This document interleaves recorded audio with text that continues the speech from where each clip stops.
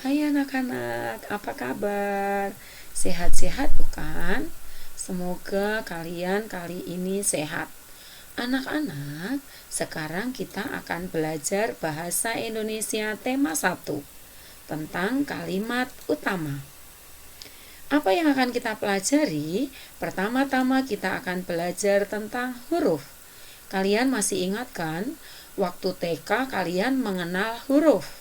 Anak-anak, ada 2 jenis huruf, yaitu huruf konsonan dan huruf vokal. Huruf konsonan disebut juga huruf mati. Contohnya B, C, D, F, G, H, J. Apalagi coba lanjutkan. Ada juga huruf vokal atau disebut huruf hidup. Contohnya hanya ada 5 kalau ini. A, I, U, E, dan O. Setelah kita sudah mengenal huruf, maka kita akan mengenal suku kata. Apa itu suku kata? Suku kata adalah kumpulan dari beberapa huruf. Contoh, ada huruf B dan huruf U. Jika itu dikumpulkan atau digabung, maka dia menjadi suku kata bu. Ada huruf K dan huruf U. Jika digabung menjadi suku kata ku. Begitu pula dengan huruf T dan huruf I. Akan menjadi suku kata ti. Huruf D, A, K. Jika digabung menjadi suku kata dak. Untuk selanjutnya, kita akan belajar tentang kata. Apa ya kata? Kita sering berkata ya. Kata. Apa itu kata? Kita lihat. Kata adalah kumpulan suku kata. Suku kata bu dengan suku kata ku, jika dikumpulkan menjadi satu, maka dia menjadi sebuah kata buku. Suku kata be dikumpulkan dengan li, dia menjadi sebuah kata beli. Suku kata pa dikumpulkan dengan suku kata man, dia menjadi sebuah kata paman. Suku kata se, suku kata ko, suku kata lah, jika dikumpulkan menjadi kata sekolah. Suku kata tum, suku kata bu, suku kata han, jika dikumpulkan menjadi kata tumbuhan. Jelas anak-anak? Sekarang kita akan belajar tentang kalimat. Apakah kalimat itu? Kalimat adalah kumpulan dari beberapa kata. Contoh, ada kata paman, ada kata beli, ada kata sepatu. Kalau ini dikumpulkan menjadi satu, maka dia menjadi sebuah kalimat. Paman, beli, sepatu. Hayo anak-anak, di belakang ada tanda apa? Ingat tidak di kelas 2 ini tanda apa? Iya, tanda titik. Sebuah kalimat yang diakhiri tanda titik disebut kalimat apa? Betul, kalimat berita. Nih, kumpulan dari 3 kata menjadi satu kalimat. Paman beli sepatu. Karena ada tanda titik, maka dia dinamakan kalimat berita. Sekarang kita akan lihat lagi contohnya. Ada kata siapa, ada kata mengambil, ada kata pensil. Jika digabungkan menjadi satu, maka dia menjadi satu kalimat. Siapa mengambil pensil. Lihat di belakang ada tanda apa? Pinter, ada tanda tanya. Berarti kalimat apakah ini? Kalimat tanya.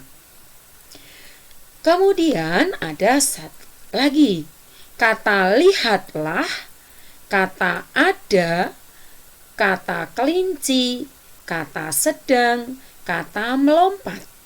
Jika digabung menjadi satu, maka dia menjadi sebuah kalimat. Lihatlah, ada kelinci sedang melompat.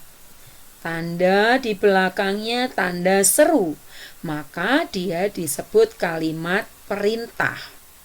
Untuk menandai sebuah kalimat itu memakai tanda baca. Tanda baca titik, bisa tanda baca koma, bisa tanda baca tanya, bisa tanda baca seru.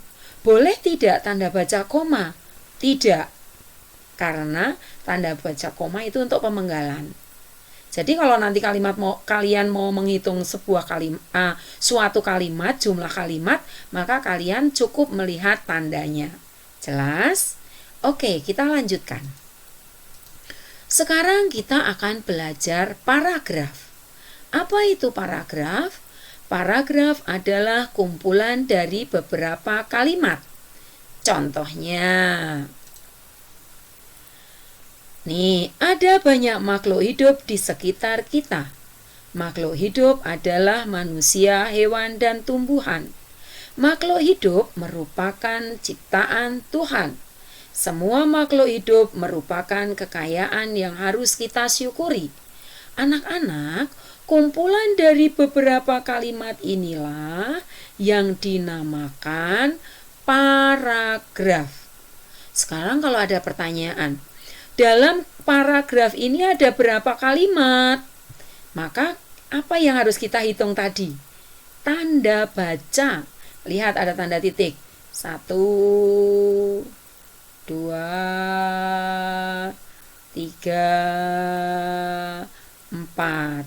Jadi paragraf ini ada berapa kalimat? 4 kalimat. Pinter. Sekarang kita lanjutkan dengan ciri-ciri paragraf. Ini ada bacaan. Apa ciri-ciri paragraf? Ciri-ciri paragraf adalah 1. Kalimatnya biasanya menjorok masuk atau masuk ke dalam. Menjorok itu maksudnya masuk. Contoh ini. Untuk mencari ini ada berapa paragraf, kalian tinggal lihat paling atas. Oh, ini yang menjorok ke dalam. Berarti ini menandakan 1 paragraf. Ini lagi menjorok ke dalam. Berarti ini paragraf pertama, ini paragraf kedua. Jelas anak-anak? Sekarang ciri yang kedua. Ciri yang kedua, paragraf itu terdiri dari paling sedikit 3 kalimat. Atau yang sering ditemukan 3 titik atau 3 tanda baca. Itu disebut 1 paragraf. Sekarang coba kita akan lihat. Ada 3 titik enggak ini? Yang atas ini. Ada berapa titik ini? 1, 2, 3, 4. Kalau paling sedikit 3 ini ada 4. Berarti 1 paragraf bukan? Betul. Ini 1 paragraf. Paling sedikit 3. Boleh 3, boleh lebih. Maka ini 1 paragraf. Kita lihat paragraf kedua. 1, 2, 3. Maka ini juga disebut 1 paragraf. Sekarang ciri yang ketiga. Tiap paragraf mempunyai 3 poin, yaitu kalimat utama, kalimat penjelas dan ide pokok. Apa sih kalimat utama, kalimat penjelas dan ide pokok? Mari kita lihat di bawah ini. Ya, kalimat utama adalah inti dasar sebuah paragraf, atau disebut juga dengan cerita utama yang menceritakan keseluruhan paragraf tersebut. Itu kalimat utama. Sekarang, kalimat utama itu bisa terletak di awal paragraf, bisa terletak di akhir paragraf. Kalau yang di awal paragraf disebut deduktif. Kalau yang di akhir paragraf disebut induktif. Sekarang kita lihat kalimat penjelas. Apa itu kalimat penjelas? Kalimat penjelas adalah kalimat yang isinya menjelaskan kalimat utama.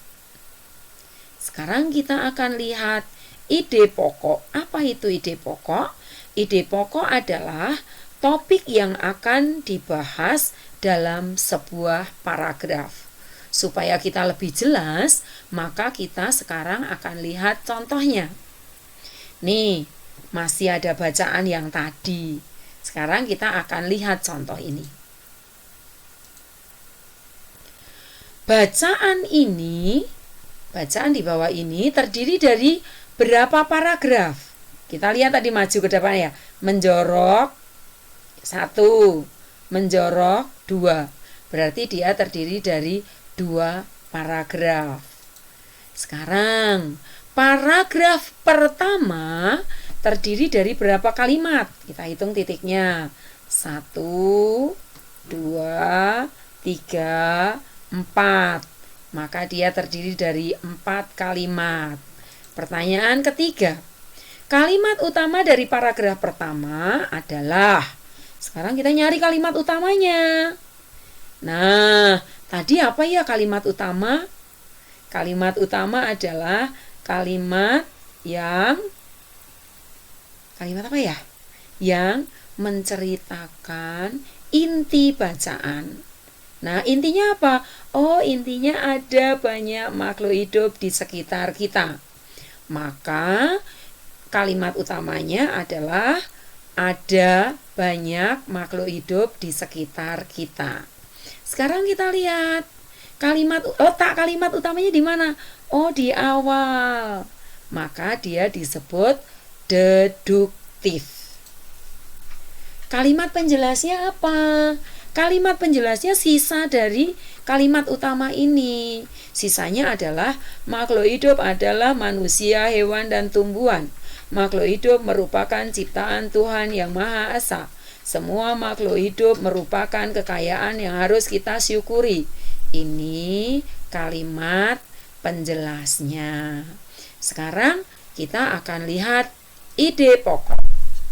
Apa ide pokok dari paragraf pertama? Apa sih temanya? Nah, temanya itu adalah makhluk hidup. Maka ide pokoknya makhluk hidup. Jelas anak-anak? Oke, kalau belum jelas, sekarang kita akan lihat paragraf kedua. Paragraf kedua terdiri dari berapa kalimat? Kita lihat titiknya. 1, 2, 3. Berarti dia berapa kalimat? 3 kalimat. Sekarang kalimat utama dari paragrafnya apa? Coba kita lihat. Setiap makhluk hidup memiliki ciri-ciri tertentu. Sebagian makhluk hidup memiliki ciri yang sama, yaitu bergerak, bernafas, berkembang biak, tumbuh, makan, dan peka terhadap rangsang. Mari kita pelajari lebih lanjut makhluk hidup di sekitar kita. Ayo, apa kalimat utamanya? Iya, betul. Kalimat utamanya adalah setiap makhluk hidup memiliki ciri-ciri tertentu. Di mana letaknya? Ya, letaknya di awal. Maka disebut apa? Deduktif. Nah, sekarang kalimat penjelasnya apa? Sisanya. Ya, kalau tadi sisanya sampai mana? Oh, ini. Sebagian besar makhluk hidup memiliki ciri-ciri yang sama, yaitu bergerak, bernafas, berkembang biak, tumbuh, makan, dan peka terhadap rangsang. Nah, mari kita pelajari lebih lanjut makhluk hidup di sekitar kita. Ini penjelasnya. Sekarang ide pokoknya apa? Menceritakan tentang apa sih paragraf ini?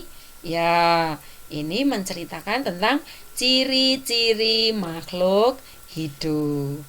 Nah, anak-anak, semoga kalian mengerti ya apa yang disebut dengan kalimat utama. Sekian anak-anak. Thank you. Dadah.